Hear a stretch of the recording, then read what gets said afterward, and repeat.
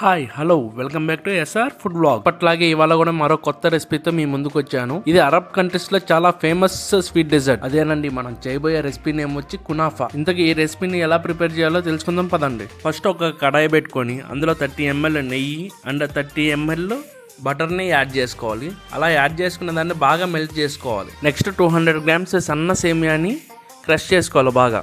మనం కునాఫాకి ఖచ్చితంగా ఏంటంటే సన్న సేమియానే యాడ్ చేసుకోవాలి. లావు సేమియా అనేది అసలు యాడ్ చేసుకోకూడదు. సో నేనైతే సన్న సేమియాని యూజ్ చేస్తున్నా. కునాఫా అనేది స్వీట్గా చాలా బాగుంటుంది. సో మా సార్ వాళ్ళు కూడా తిన్నారు నేను చేసింది, చాలా బాగుంది. సో మీరు కూడా ఇలా ట్రై చేసి ఎలా వచ్చిందో కింద కామెంట్ చేసేయండి.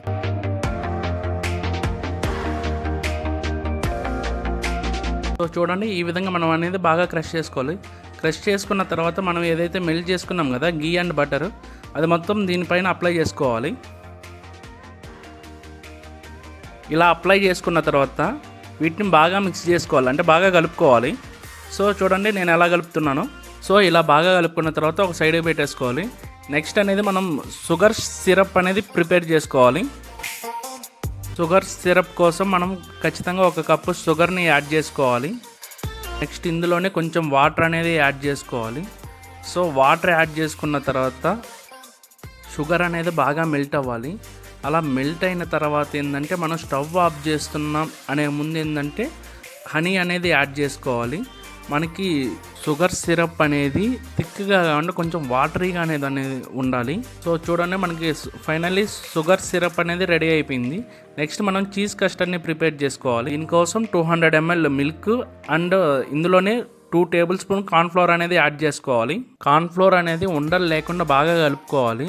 సో అలా కలుపుకున్న తర్వాత మనం హీట్ చేసుకొని థిక్గా అయ్యాక మనం చీజ్ అనేది యాడ్ చేసుకోవాలి. నేనైతే 200 grams చీజ్ అనేది యాడ్ చేస్తున్నా. సో చీజ్ కస్టర్డ్ కూడా రెడీ అయిపోయింది. అలా పక్కన పెట్టేసుకొని నెక్స్ట్ ఒక ప్యాన్లో వచ్చేసి మనం బటర్ అనేది అప్లై చేసుకోవాలి. సో నెక్స్ట్ అనేది మనం సేమియా అనేది అప్లై చేసుకోవాలి. సేమియా అనేది కింద లేయర్ మాత్రం థిక్గా అప్లై చేసుకుని దానిపైన చీజ్ కస్టర్డ్ని అప్లై చేయాలి. సో చీజ్ కస్టర్డ్ పైన సేమియాతో నేనైతే కవర్ చేస్తున్నా. ఇలా కవర్ చేసుకున్న తర్వాత నెక్స్ట్ హీట్ చేసుకోవాలి. మనకి సైడ్ అనేది కలర్ చేంజ్ అయిన తర్వాత ఏంటంటే నేనైతే ప్లేట్ సహాయంతో ఇంకో ప్యాన్లోకి అనేది మార్చుకున్నాను. కింద కూడా హీట్ అయిపోయింది కాబట్టి నేను నెక్స్ట్ అనేది షుగర్ సిరప్ని యాడ్ చేసుకుంటున్నా. సో తర్వాత మనం పిస్తా పప్పుతో గార్నిష్ చేసుకోవచ్చు. సో ఫైనల్లీ కునాఫా అనేది రెడీ అయిపోయింది. So please do subscribe.